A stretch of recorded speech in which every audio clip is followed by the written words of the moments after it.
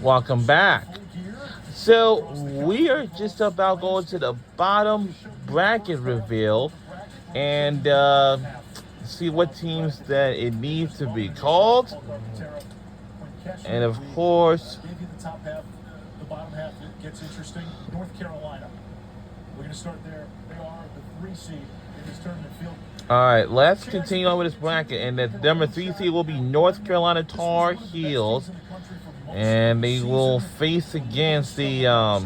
They got a dozen wins against one of the hardest schedules in the country. I'm really impressed with this team. And they're still a little bit young. You got Owen Duffy on attack. He got banged up in the ACC final earlier today. We'll see what he looks like going forward. Dom Petramala, maybe the best outside left-handed shooter. And Brady Wambach winning faceoffs. Number 1 in the country at face-off winning percentage. The last 3 games of the defense has been a little shoddy. They've had some issues between the pipes. Carolina's got to tighten things up if they're going to make a run to championship weekend. And what that team that will be on taking on is the U Albany. 3 years in a row.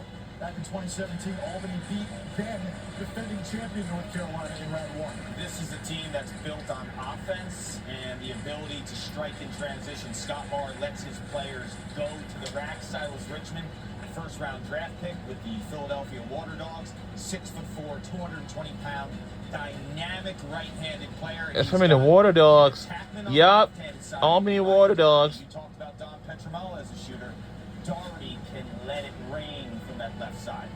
The 6th seed from Central. And 6th seed will be the Syracuse Orange. And it will be playing against whatever team is on Sunday, May the 10th. You know.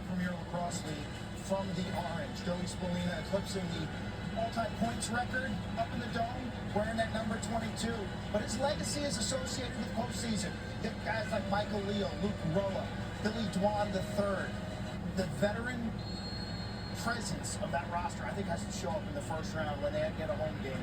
Because this is a team that too many times this season, and you should guard, at critical moments, didn't manage tight break scenarios. They had too many penalties, offsides, turnovers, shoddy pick defense. At their best day, they can win this whole thing. And they will take on is Yale Bulldogs.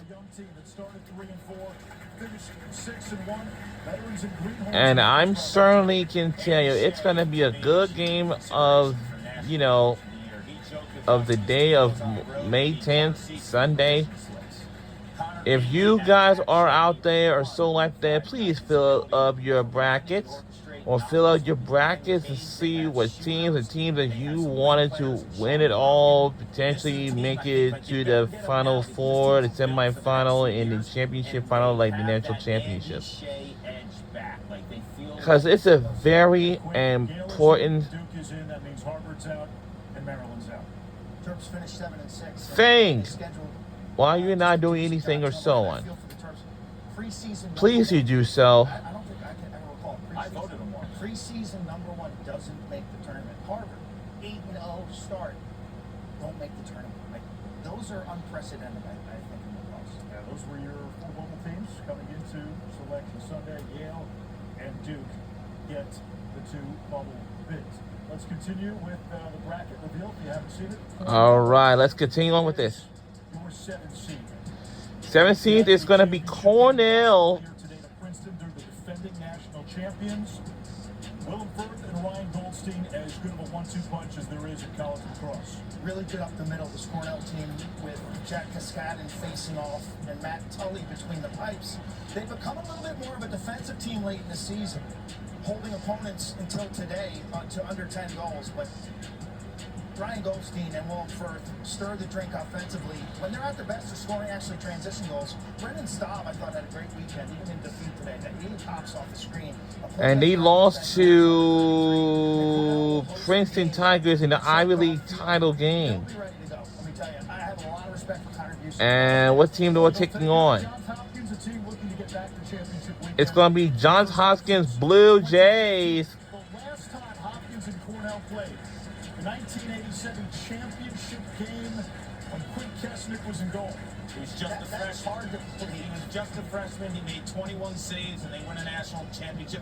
Look, the theme of goaltending, let's ride with it, because for Yale to get an upset against Syracuse, Ben Friedman will have to stand on his head. For Hopkins to beat Cornell, Orange Elias needs to play at a 15 to 20 save type level. He's capable of doing it. I've seen him play unconscious this year. The question is, can they generate enough offense to match Firth and Goldstein? A lot rides on Matt Collison, who's their main initiator from the midfield.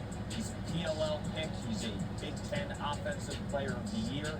They're going to have him really assert himself so those other role players who aren't prolific Dodgers can get involved in the offense. So let's continue the last matchup of round one. And my number 2 seed is my Notre Dame Fighting Irish. Seeking its third national championship in 4 years.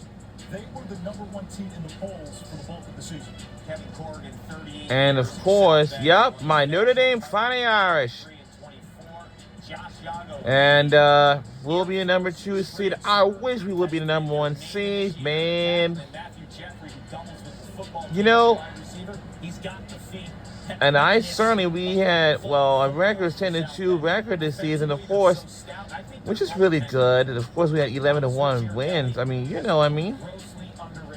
And it's going to be happening at noon on Sunday, May the 10th. And what team will be taking on? And that will be is Arlada Stadium, one of the best home field advantages in college lacrosse as well.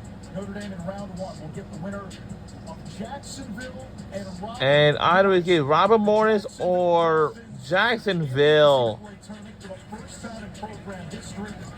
That's all I'm going to tell you. If like the winner of Robert Morris or Jacksonville. But we don't know which teams will most likely will face against my Notre Dame team. My Notre Dame Fighting Irish team, so we don't know just yet. So we're just going to find out to see what's what, you know what I mean? And as I said, Games for Coach Greg McDonald. I had him week 1 against Johns Hopkins. There they are with the hardware. Nate Fector, their goal, 59% this season. You could tell right away watching him play in that game week 1 that he's a stud. Yeah, and Jacksonville's John Galloway, who's the winningest goaltender of all time until Logan McNady came down the pike. But the reality is this: Galloway, who won championships at Syracuse as a player, gets Jacksonville to their first NCAA tournament. This team has talent. I mean, Jack Taylor was drafted by the Denver Outlaws. They put up huge numbers. It was one of those teams late down the stretch in April. You and I are talking about it, like they are hammering teams offensively. One of the matchups that stands out in the bottom half of the bracket, Quinn, you and I will do the Hopkins-Cornell game up in Ithaca. 2-story program. and also after this, we will watch the women's, okay? So we won't forget that in mind. But there's a lot of history, a lot of tradition there. There's a lot of crossover there too, because both rosters That's all. Canadians. Pete Milliman. I don't know why we're going to be a number 2. Well, yeah. And Connor Busick was his assistant. And so there's a little cross-pollination there. 2 programs that know each other way. Amazing that they haven't played each other in so long a time. Cross-pollination for me is Ryan Goldstein's father, Kim Goldstein, was the National Player of the Year in 1987, who played against Quinn Kesnick, who's in the goal, who will be calling the game.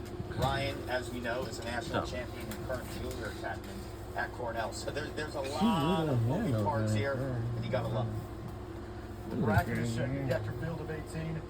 Well, when we come back here on the selection show, we'll take you through the best of. What's the best first round matchup? Okay, when we come back to this commercial break, we'll have to see what is the best first round matchup out of these Mr. Frost games.